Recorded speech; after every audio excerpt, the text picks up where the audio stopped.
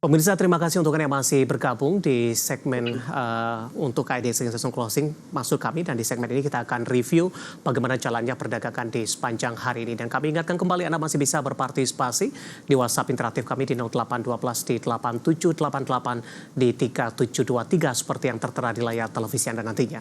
Dan saat ini kami sudah terhubung melalui Zoom bersama dengan Bapak Octavianus Audi yang merupakan Head of Customer Literation and Education PT Kiwum Sekuritas Indonesia. Kita akan langsung sapa saja Pak Audi. Selamat sore, apa kabar Pak?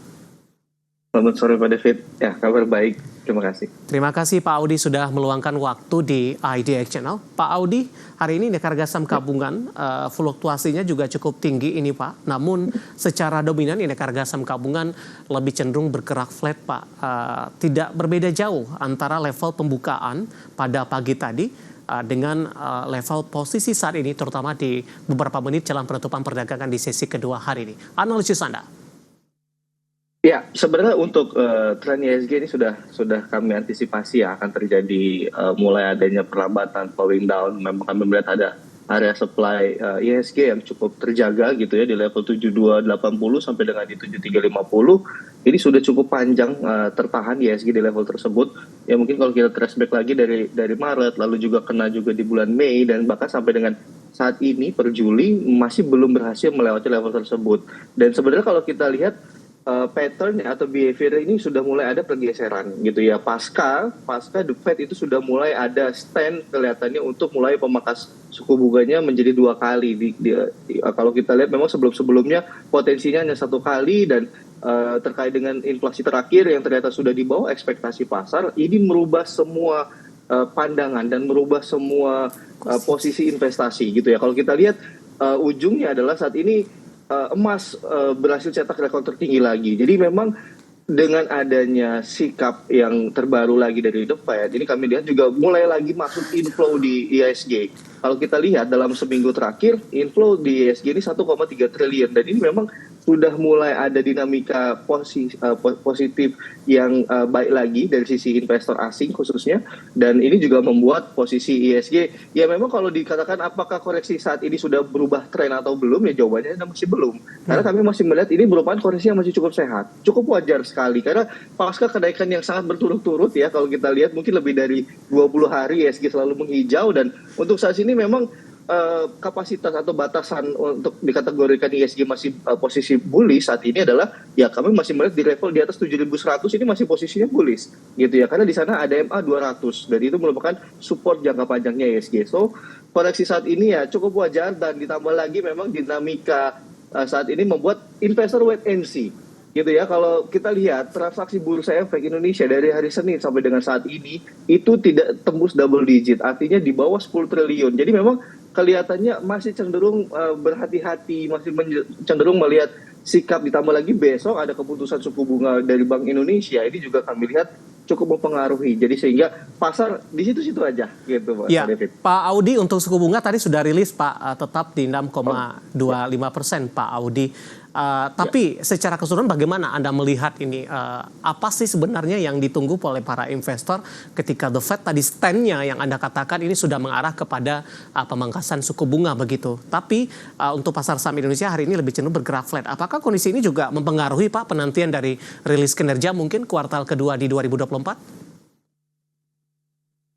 Ya betul. Jadi memang selain tadi beberapa data makro ya yang berubah alokasi atau porsi alokasi investasi, khususnya memang menyambut di second half gitu ya. Kami juga sudah mengantisipasi akan adanya rotasi siklus dari sektoral, itu memang sudah ada potensial. Memang nantinya yang akan perform kami melihat memang adalah sektor-sektor yang cyclical. Artinya saham-saham ini yang sektornya memang sensitif terhadap faktor ekonomi, dan kami perkirakan juga memang saat ini sudah mulai ada antisipasi atau ada mulai spekulasi di pasar untuk menantikan rilis kinerja first half ya di 2024 ini, yang memang sudah mulai terlihat nih beberapa sektor ini justru memang cenderung menguat gitu ya dibandingkan dengan sektor yang lainnya. Ya khususnya kita melihat ada dari sisi banking, lalu juga dari sisi telco, ya memang kami perkirakan masih positif untuk rilis kinerja di first half tahun ini. Jadi memang itu yang setidaknya akan menopang IHSG atau setidaknya tidak membuat IHSG ke bawah level 7.100 lagi. Baik, Pak Audi, hari ini beberapa saham menjadi pemberat Pak untuk indeks harga saham gabungan atau menahan laju karena indeks harga saham gabungan cenderung bergerak flat hari ini. Fokusnya hari ini lebih ke arah saham-saham grup Prayogo Pangestu yang rata-rata hari ini mengalami koreksi yang cukup dalam. Saya mau ke brand terlebih dahulu, Pak Audi. Hari ini melemahnya di 8,53% dan sudah meninggalkan level 8 ribuan. Posisi hari ini di 7.775. Ada kaitannya tidak Pak dengan prospek kinerja atau ini hanya murni teknikal saja tekanan hebat yang terjadi untuk brand? Iya, jadi memang sebenarnya kalau kita bicara brand, ini juga dampaknya terhadap IHSG lumayan signifikan ya. Dari sebelumnya memang kita lihat beberapa pekan terakhir brand sempat melewati BBCA untuk kapitalisasi pasarnya, tetapi dengan dia sudah mulai kembali lagi bergerak di level 7 ribuan, ini sudah kembali lagi tersalib oleh BCA sebagai raja untuk kapitalisasi di IHSG. Dan sebenarnya memang jelas ini juga salah satu bentuk antisipasi investor, pertama dari aksi profit taking yang memang kalau kita lihat dari semenjak masuk FCA lalu juga keluar dan harganya naik lagi, ya ini aksi spekulan pasar ini memang sangat mendrive gitu ya.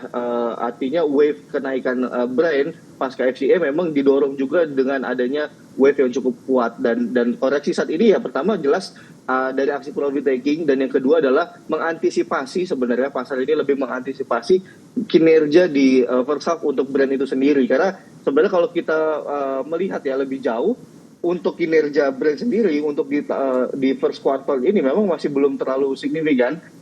Hanya pertumbuhannya 4,8% di first quarter tahun ini, tetapi untuk kita lihat secara laporan keuangan, secara laba bersihnya memang naiknya juga sangat tipis. Jadi ini juga membuat pasar menjadi cenderung lebih bagaimana nanti melihat atau merespon dari kinerja di first half tahun ini. Baik, Pak Audi, kekhawatiran tentu banyak yang dihadapi oleh para investor ini, Pak Audi, terutama untuk brand, posisi sahamnya yang nyangkut di level atas. Langsung saja saya ke pertanyaan pertama, ada Bapak Syahotang dari Medan. Ini udah berapa hari terakhir ini menanyakan brand terus. Kekhawatiran karena nyangkut di 9.050. Pak Audi, mohon analisisnya. Apakah sudah melewati batas support yang harus diantisipasi tidak untuk brand? Silakan, Pak. Ya, sebenarnya kalau kita lihat dari wave-nya ya, wave yang pada saat after FCA itu di mana harga terendahnya sempat di level 5.500 gitu ya. Dan sebenarnya kalau kita tarik secara tren, level terakhir supportnya itu memang brand ini masih di level 7.500 gitu. Jadi memang masih ada spread sedikit, tapi balik lagi, kalau memang nanti brand ini berhasil mempertahankan level di 7.500 ya gitu, memang level Fibonacci golden rasionya gitu ya, dan kita lihat secara trend teknikal ada probabilitas dia akan ada pullback atau rebound setidaknya di level 7.500 tadi. Jika memang nanti masih bertahan ya saya pikir untuk tendensi akan terjadinya rebound masih terbuka.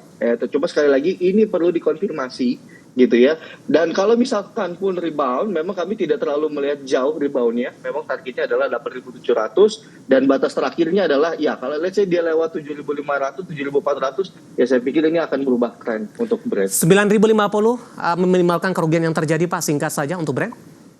Ya, mungkin bisa melakukan mulai spekulasi beli atau averaging. Jadi memang antisipasi sekali lagi level 7.500. Jika memang besok masih tertahan, ya mulai cicil beli lagi untuk mulai averaging. Nanti ketika dia mulai rebound, setidaknya 8.700 bisa taking profit. Oke, next masih dari sektor yang sama. Singkat saja untuk Telkom, Pak. Hari ini mendadak naik signifikan. Antisipasi apa yang dilakukan oleh investor dan analisisnya secara teknikal, Pak Audi?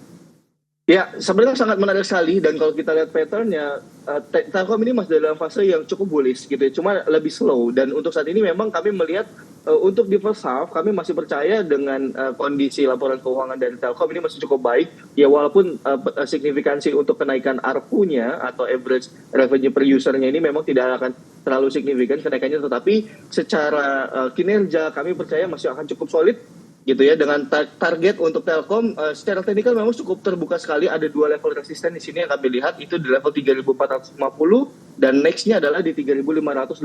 Jadi memang bertahap. Untuk level supportnya yang pasti dijaga adalah di level 3.100. Baik, sektor infrastruktur yang hari ini di mana pergerakan sahamnya tidak kompak pemirsa. Hari ini Brand mengalami koreksi yang cukup dalam. Koreksi sudah beruntun di beberapa hari terakhir, sementara Telkom hari ini justru berbalik arah menguat signifikan dan lagi-lagi keputusan investasi tetap ada di tangan pemirsa IDX Channel. Pak Audi, kita hold terlebih dahulu. Saya akan coba sampaikan update penutupan perdagangan di sesi kedua hari ini dan juga beberapa data perdagangan lainnya yang berhasil dihimpun oleh tim redaksi kami. Dan pemirsa, indeks harga saham gabungan di penutupan sesi kedua hari ini ditutup di zona merah, menguat tipis di 0,00% dan ditutup di level 7.224.218, di mana level ini sama dengan posisi pembukaan di perdagangan sesi pertama pada pagi tadi di 7.224.558. Kecenderungannya indeks harga saham gabungan lebih bergerak flat meskipun intraday hari ini sempat ke 7.265.087. Langsung saja kita ke grafis yang pertama. Kita akan coba lihat bagaimana posisi penutupan beberapa indeks lainnya seperti MNC 36, Jakarta Islamic Index, dan juga ada LQ45. Dapat Anda saksikan grafis di layar televisi Anda pemirsa. MNC 36 menguat di 0,85%, Jakarta Islamic Index juga menguat di 1,06%, sementara LQ45 menguat di 0,61% dan ditutup di level 910.068. Kita beralih ke grafis selanjutnya, rotasi pergerakan sektoral di sesi kedua hari ini. Konsumsi primer memimpin penguatan di 0,76%, transportasi dan logistik menguat di 0,57%, kesehatan melemah di 0,42%, dan barang baku hari ini juga tertekan di 0,32%. Selanjutnya kita akan coba lihat saham-saham yang hari ini mengalami penguatan signifikan dan menjadi penopang indeks harga saham gabungan yang masuk ke dalam deretan top gainers. Perbankan Big Cap BMRI ditutup menguat di 6450, Telkom juga menguat di 3250, Goto akhirnya hari ini bergerak ke Rp51 per saham, kemudian Astra Internasional juga menguat ke 4460. Sementara untuk posisi saham-saham yang hari ini menjadi pemberat pemirsa, kita ke grafis selanjutnya, ada BBCA tertekan ke 9.800, Brand melemah ke 7.775, BRPT melemah ke 10.555, dan TCPI juga tertekan ke 7.725. Updatean penutupan perdagangan di sesi kedua dan semoga bisa menjadi referensi untuk Anda, terutama dalam menghadapi perdagangan di keesokan harinya.